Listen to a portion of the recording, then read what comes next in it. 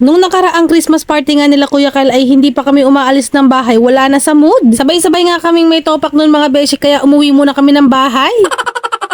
Pagkatapos nga namin mag-cool down at mag-usap-usap sa bahay ay ayan nga bumalik kami ng Kuya Kyle sa school. Magpapalamon na nga rin sana ako sa katopakan kaya nga lang naisip ko isang beses lang naman ito sa isang taon. Tinanong ko nga si Kuya Kyle kung gusto niya bumalik, sabi niya gusto naman daw niya. Pagdating nga namin nakapagbigay na si teacher ng mga regalo at isa na nga lang ang natitira. Akala ko nga ay naubusan pa siya. Isasama ko nga sana ang bibigayin so kaya lang ay hindi na at dahil nakatulog na nga. Pagdating nga namin ay agad kami lumapit kay teacher at kinuha ang kanyang regalo. At ayan nga binuksan na agad niya yung regalo at mukhang satisfied naman at happy siya. Pagkakita ko pa nga lang sa laruan, agad ko nang tinaningan kung hanggang kailan tatagal kay Kuya Kyle. Yung maliit niyang bangbang na yun, panigurado ay hindi pa kami nakakaalis na wala na or nasira na.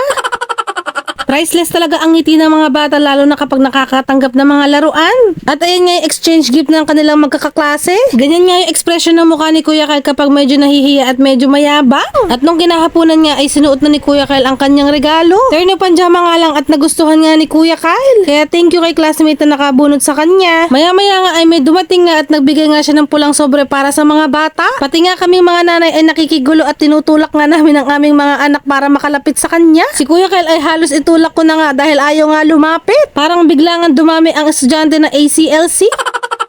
Hindi nga siya nabigyan dahil babagal-bagal nga. At ayan nga pagkatapos nga ay kainan na. Bigay nga sila ng 2 milk tea mga beshi at 2 nakastyrong pagkain. Yung isa para kay Kyle at para sa akin yung isa. At ayan for the higop si Kuya Kyle sa kanyang milk tea. At ito naman ako mga beshi before and after ng party. Napa-fresh nga at uuwi ng Haggard. Hanggang dito na lang nga muna mga beshi. Maraming salamat sa panonood at pag-suporta. Merry Christmas to all. Mwah, mwah. God bless.